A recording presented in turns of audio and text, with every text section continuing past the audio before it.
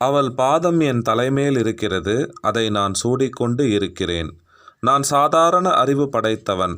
மகா சக்தியாக நீ எனக்கு வந்து காட்சி கொடுத்தது அதிசயம் என்று தான் காட்சி கண்டதை வெளிப்படுத்தினார்.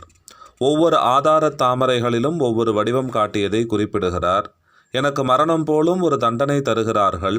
என் உடம்பை அடிக்க அழிக்க நினைக்கிறார்கள். அப்படி மரணம் வருகிற போது அம்மையே நீயும் இறைவரும் இணைந்திருக்கும் திருமண கோலம் காட்டுவாயாக என்று கேட்கிறார். மூலாதாரத்திலிருந்து ஒவ்வொரு நிலையாக அம்பிகையின் பல்வேறு வடிவங்கள் தோன்றும். உச்சியில் சஹஸ்ராரத்தில் இறைவனும் இறைவியும் அர்த்தநாரீஸ்வரராய் இருக்கும் உருவம் தோன்றும்.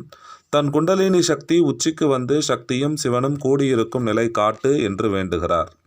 வெட்ட வெளியில் மறைந்திருக்கும் கடலோ என்று அவள் பிரம்மாண்டத்தை பாடலில் காட்டினார்.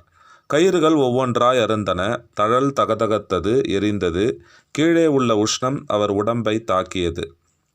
குண்டலினி சக்தி சீறி சீறி அவர் உச்சியை முட்டியது. நெற்றிக்கும் உச்சிக்கும் நடுவே போய் போய் வந்தது.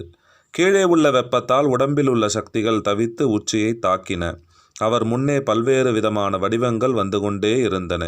கீழே ராஜம் அக்கால் பாலா திரிபுர சுந்தரி மந்திரத்தை ஜபித்து கொண்டிருந்தால் வீட்டு பெண்கள் அபிராமி அபிராமி என்று கதறிக்கொண்டு இருந்தார்கள். உரி உயரே இருந்து விழுந்து நெருப்பு சிதறும் என்று ஜனங்கள் விலகி கொண்டார்கள். தொலை தூரத்தில் இருந்தபடி தழலையும் தழலுக்கு மேலே இருந்த சுப்பிரமணியத்தையும் திருக்கடவூர் ஜனங்கள் பயத்தோடு பார்த்து கொண்டு இருந்தார்கள். வையம் துரகம் மதகரி மாமகுடம் சிவிகை பெய்யும் கனகம் பெருவிலை ஆரம் பிறை முடித்த ஐயன் திருமணையாள் அடித்தாமரைக்கு அன்பு முன்பு செய்யும் தவமுடையார்க்கு உளவாகிய சின்னங்களே, என்னை என்ன அடியும் அவமானமும் அலங்கார சின்னங்களாக பெற்று ஓடும் ஆள் என்றா நினைத்தாய்? நான் ஸ்ரீவித்தைக்காரன், அபிராமியின் நேசன். நிலம் குதிரை யானை இவைகளோடு கிரீடமணிந்து சொகுசாய் சிவிகையில் வலம் வரும் புலவன் நான். மழை போல பொற்காசுகள் என் வாழ்க்கையில் பெய்யும். விலை மதிப்பு இல்லாத மாலை என் மார்பில் துவங்கும். மக்கள் ஆசைப்படுகின்ற இந்த அற்புதங்கள் எல்லாம் சர்வசாதாரணமாக எனக்கு கிடைக்கும். 52வது கயிறு அருந்தது.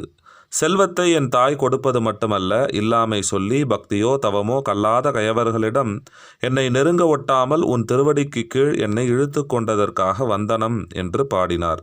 ஸ்ரீசக்கரத்தில் முதல் ஆவரண தேவதையான திரிபுரை எல்லா சுகசித்தியும் அருளக்கூடியவள். எனவே ஸ்ரீவித்தையில் லயிப்பவன் வேறு எவரிடமும் போக வேண்டிய அவசியமே இல்லை. 54வது கயிறு அருந்தது. பாட பாட மனம் முழுவதும் பிரகாசமாயிற்று.